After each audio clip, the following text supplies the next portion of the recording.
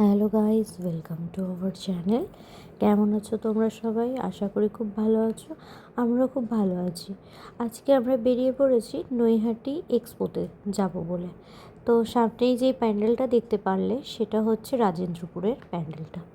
তো চলো আমরা নৈহাটি এক্সপোতে প্রবেশ করব।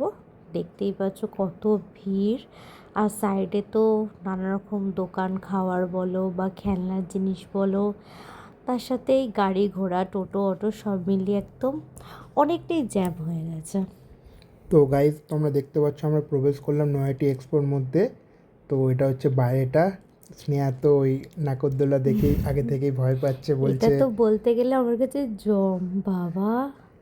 তো আমরা এখানে গাড়িটা পার্ক করলাম, তো আমি টিকিট কাটার জন্য যাচ্ছি। তো এখানে ফ্রি এন্ট্রি নেই, 10 টাকা করে প্রবেশ মূল্য। তো আমি টিকিটটা কেটে নিলাম। তো দেখতে থাকো, আমরা প্রবেশ করবো এবার নৈহাটি এক্সপোতে। ওই দিন বৃষ্টির ওয়েদার ছিল, তাই লোকজন একটু ভেতরে কম ছিল। তোমরা দেখতে পাচ্ছ ফাঁকা ফাঁকাই আছে সব কিছু। চারিদিকে তোমার খাওয়ার দোকান বলো বা জুয়েলারি বলো, এইসবেরই দোকান ছিল। যেমন ওই handmade jewellery, handmade bag tag যেই যেমন তৈরি করে সেরকম, এইসব দিয়েই বলতে গেলে ভরা ছিল। আর হ্যাঁ, এখানে কিন্তু সব জিনিসই খুব রিজনেবল প্রাইসে পেয়েছি আমরা। তো অবশ্য সব কিছু বলতে গেলে যেগুলো হ্যান্ডমেড, সেগুলো তো আমরা জানি কতটা কষ্ট করে বানাতে হয়। সব মানে হ্যান্ডমেড জিনিস মানেই একটা আলাদাই। তো সেগুলোর দাম একটু হয়তো বেশি, বাট খুব একটা নয়। আর সৌজিৎ তো সব মানে বাচ্চাদের দোকানে ঢুকে পড়ছিল। ঢুকেই দোকানটা সামনে ছিল, এখানে মানে এই খেলনা এগুলো পাওয়া যাচ্ছিল। তো আমি একটা জিনিস চেক করলাম, এটা কি। তো গাইস তোমরা কমেন্ট করে জানো এই জিনিসটা কি, আমি বুঝতে পারছিলাম না কি। তো আমি আবার রেখে দিলাম। তারপর আমি খেয়াল করলাম এখানে একটা সাপের মতো একটা খেলনা রাখা আছে। তো ওটাকে নিয়ে আমি ধরছিলাম, আমি আবার রেখে দিলাম। দামটা শুনে 100 টাকা দাম বললো কাকু। তো আমরা সামনের দিকে এগিয়ে গেলাম। স্নেহাকে তো তোমরা আগের ভিডিওতে দেখেছো, ওকে আমি একটা শাড়ি কিনে দিয়েছিলাম। তো মেনলি ওর একটা কানের দুল আর একটা গলার সেটের জন্যই আমরা আসা।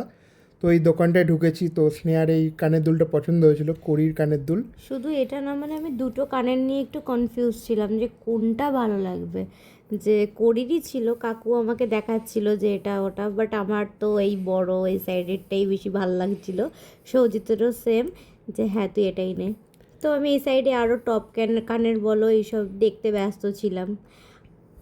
তো তোমরা এই মেলাটা একটা ভালো জিনিস হচ্ছে যেখানে সব কিছুর দামই খুবই রিজনেবল, 20 থেকে 30 টাকা। আমাদের কানের দুলটা পড়েছিল 30 টাকায়। তো স্নেহা একটা হ্যান্ডমেডের দোকানে ঢুকে পড়েছিল, এখানে হ্যান্ডমেড মিরার থেকে শুরু করে আরও কিছু কিছু জিনিস পাওয়া যাচ্ছিলো। তো আমরা সামনের দিকে এগিয়ে যাচ্ছি, এখানে আরও দোকানগুলো আছে। প্রচণ্ড গরম ছিল, কারণ জায়গাটা পুরোটাই মানে ঘেরা ছিল। হাওয়া ঢোকার কোনো মানে ব্যবস্থা বলতে গেলে আমরা দেখতে পাইনি। আর আমরা পুরো ঘেমে গেছিলাম। তো তাই জন্য আমরা তাড়াতাড়ি করছিলাম, বাট সৌজিৎ ওই বাচ্চাদের মতো বাচ্চাদের জিনিস নিয়ে সেই টানাটানি এইসব। তো এখানে আমি চলে এসেছিলাম আমার স্টুডেন্টের জন্য একটা চাবির রিং নেব বলে। মানে আমার এতটাই পছন্দ হয়েছিল, তো ওর কথাটাই মাথায় এসেছিল। এই চাবির রিংটা আমি ওর জন্য নিয়েছিলাম, ফ্রেঞ্চ ফ্রাই এর মতো। তারপরে আমরা চুড়ির দোকানে চলে এসেছিলাম, কারণ এখানে আমার শাড়ির ম্যাচিংয়েই চুড়ি পরতে হবে। তো আমি বলেছিলাম আমাকে ওরকম চুড়ি কিনে দে।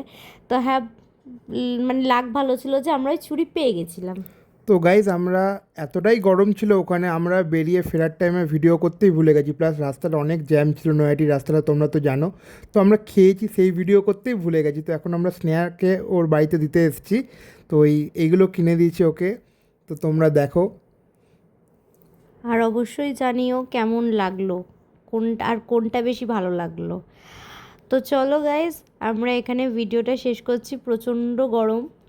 তো তোমরা কে কে গেছো বা যাবে অবশ্যই জানিও কমেন্টে। আর হ্যাঁ, চ্যানেলটাকে সাবস্ক্রাইব করতে ভুলো না।